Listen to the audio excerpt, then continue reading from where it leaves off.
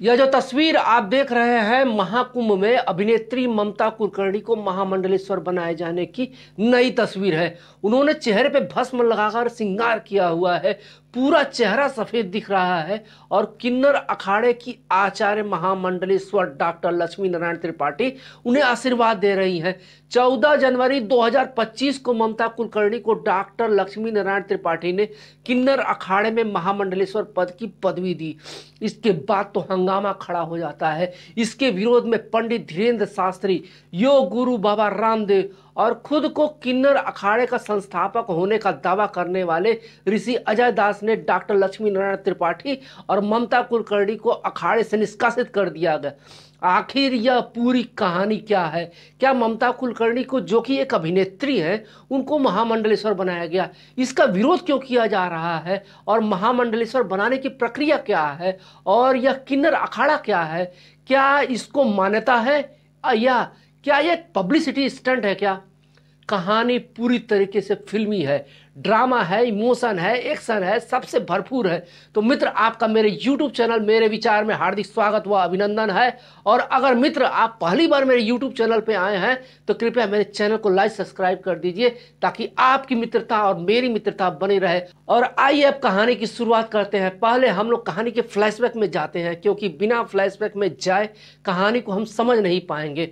ममता कुलकर्णी एक बहुत ही popular actress है, जो कि महाराष्ट्र के एक ब्राह्मण परिवार में जन्म हुआ और वह मुंबई के सेंट जोसेफ कॉन्वेंट स्कूल से पढ़ी हुई है। 90 के दशक में बॉलीवुड में वह कदम रखती हैं और ममता ने हिंदी, तमिल, बंगाली और मराठी फिल्मों में काम किया हुआ है। साल 1991 में ममता ने अपने करियर की शुरुआत तमिल फिल्म ननबर्गल मूवी से किया और 1992 में तिरंगा मूवी से उन्होंने बॉलीवुड में अपना कदम रखा।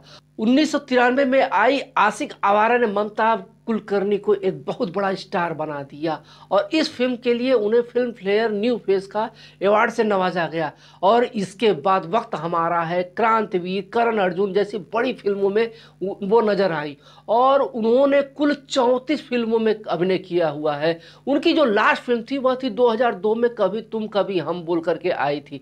इसके बाद वो गायब हो जाती है और उसके बाद ममता का नाम एक international drug mafia Vicky Goswami से जोड़ दिया जाता है और ममता का नाम 2016 में 2000 करोड़ के ड्रग रैकेट के नाम से जोड़ा जाता है। लेकिन सबूतों के अभाव में ममता कुलकर्णी का मामला खारिज कर दिया जाता है।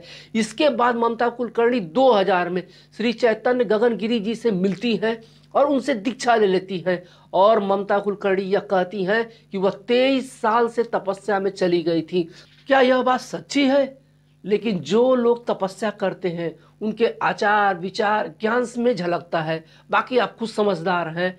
इसके बाद ममता कुलकर्णी नजर आती हैं डॉक्टर लक्ष्मी नारायण त्रिपाठी जी के साथ में महाकुंभ में। 7 घंटे की तपस्या के बाद उन्होंने संगम में डुबकी लगाई और अपना पिंडदान किया और शाम को किन्नर अखाड़े में ममता साध्वी वेश में नजर आती हैं। गले में रुद्राक्ष की माला थी और शरीर पर भगवा वस्त्र था। आचार्य महामंडलेश्वर डॉक्टर लक्ष्मी नारायण त्रिपाठी ने उन्हें प्रतीकात्मक रूप से उनके बाल काटे, फिर दूध से उनका अभिषेक किया। उसके बाद हर हर महादेव के जयकारे के साथ में उनका अखाड़े की धर्म ध्वजा के नीचे पट्टाभिषेक किया गया। पट्टाभिषेक के दौरान ममता कुलकर्णी रो पड़ती हैं। ममता ने अखाड़े के संतों से आशीर्वाद लिया और छत्र और चंवर के साथ में वह दिखाई देती हैं और सबको वह आशीर्वाद देती हुई नजर आती हैं। उन्होंने कहा कि महादेव महाकाली का आदेश था और मेरे गुरु का आदेश था, उन्होंने इस दिन के लिए मुझे चुना था। ममता कुलकर्णी का अभिषेक देखने के लिए अखाड़े में 10,000 लोग उपस्थित थे।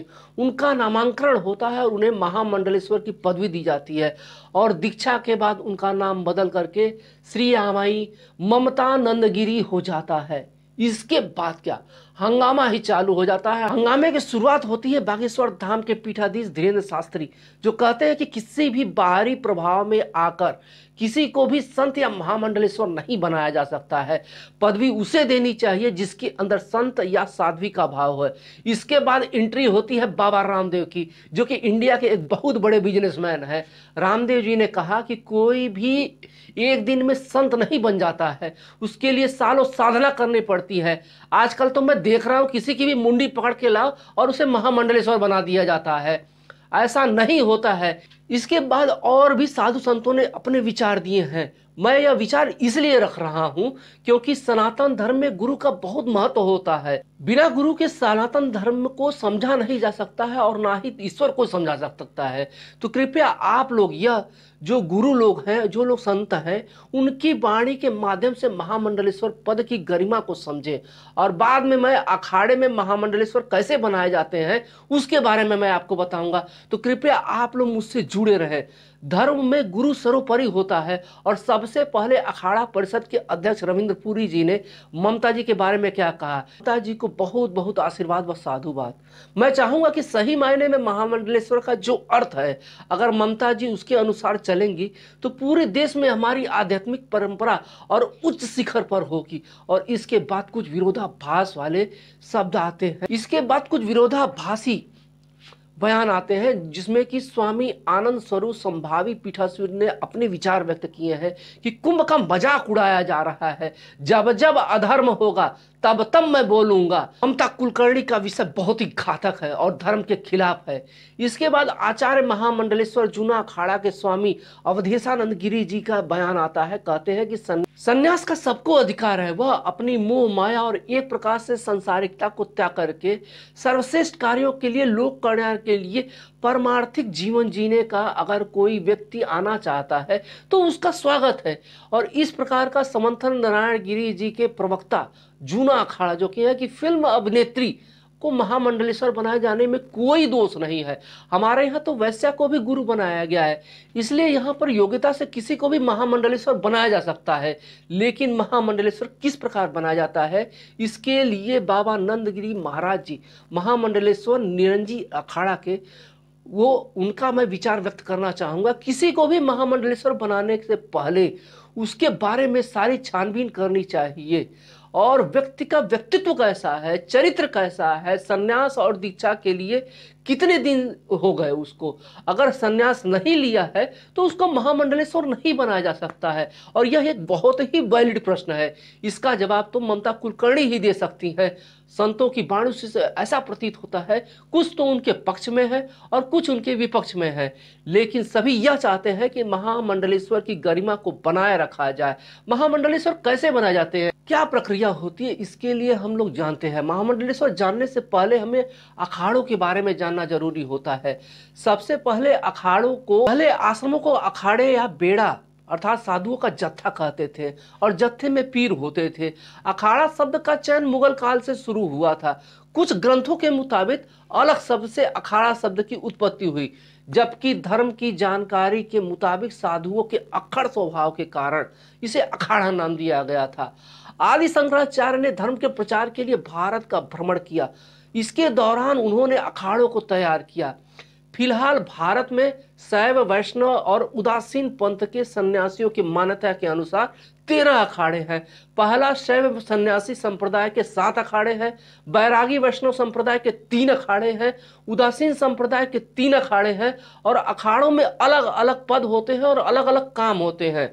जो पहला पद होता है वह होता है सन्यासी का, जो कि वह पूजा अर्चना की व्यवस्था करता है। और दूसरा होता है कोतवाल का, जो कि दूसरे अखाड़ों को कोऑर्डिनेट करता है। और तीसरा होता है थालापति, अखाड़े की जो कि रक्षा करने की जिम्मेदारी होती है। चौथा पद होता है सचिव का, जो अखाड़े की व्यवस्था को देखना होता है, जिसमें खाने पीने की व्यवस्था से लेकर के पैसे तक की व्यवस्था को देखना होता है। और पांचवा पद होता है महामंडलेश्वर का, सनातन धर्म का प्रचार, गुरुकुल चलाना, साधु संतों की भोजन की व्यवस्था करना, गौशाला चलाना, ये उनके काम होते हैं। सभी अखाड़ों में आचार्य महामंडलेश्वर और महंत 3 प्रमुख पद होते हैं। जब कोई साधु संत अखाड़ों में प्रवेश करता है तो पहली बार प्रवेश करते हैं तो उन्हें सन्यासी पद दिया जाता है। उसके बाद महापुरुष का पद दिया जाता है। कोतवाल, थालापति, असंधारी, महंत, श्री भंडारी, पदाधिकारी, महामंडलेश्वर, मंडलेश्वर और सबसे सर्वोच्च पद आचार्य महामंडलेश्वर का होता है। अब आते हैं महामंडलेश्वर बनाने के लिए क्या योग्यता होती है। तो पहले वह व्यक्ति शिक्षित व आचार्य की उसके पास डिग्री होनी चाहिए, धर्म और सनातन के में उसकी रुचि होनी चाहिए, खुद का आश्रम होना चाहिए, लोगों के बीच में उसका प्रभुत्व होना चाहिए, उसका अपना खुद का मठ मंदिर होना चाहिए, गौशाला गुरुकुल होना चाहिए और सब संतों के भोजन की व्यवस्था होनी चाहिए। क्या ममता कुलकर्णी इस योग्यता को फुलफिल करती है? यह सोचने वाली बात है। अब आइए जानते हैं महामंडलेश्वर बनाने की पूरी प्रक्रिया क्या होती है। पहले अखाड़े को आवेदन करना पड़ता है, संन्यास की दीक्षा लेनी पड़ती है और संत बनना पड़ता है, और नदी किनारे जा करके मुंडन करवा के फिर स्नान करते हैं। फिर परिवार और खुद को तर्पण करते हैं। परिवार बच्चों समेत सबका पिंडदान करके सन्यास की परंपरा के अनुसार विजय हवन संस्कार होता है। इसके बाद दीक्षा दी जाती है और अखाड़े में दूध, दही, शहद, दही, शक्कर से बने पंचामृत से पट्टाभिषेक होता है और अखाड़े की ओर से चादर भेंट की जाती है और 13 अखाड़ों के संत महंत समाज के लोग पट्टा पहना करके स्वागत करते हैं। इसे पट्टाभिषेक कहा जाता है। जिस अखाड़े में महामंडलेश्वर बना जाता है उसमें प्रवेश होता है। साधु संत आमजन और अखाड़े के पदाधिकारी भोजन करते हैं और दक्षिणा दी जाती है। इसके बाद उस व्यक्ति का घर से संबंध खत्म हो जाता है। संन्यास काल से पहले उसने जितने भी धनराशि जमा की होती है वो सारी धनराशि आश्रम में दे दी जाती है और उसका खुद का जो आश्रम है उसमें संस्कृत विद्यालय जो ब्राह्मणों को निःशुल्क वेद शिक्षा देनी होती है। क्या आपने कभी सुना है कि ममता कुलकर्णी जो कि एक सेलिब्रिटी है, उनकी बातों को तो मीडिया पक्का दिखाता है ये सब सारी बातें, लेकिन पास्ट में क्या ऐसा कुछ हुआ है?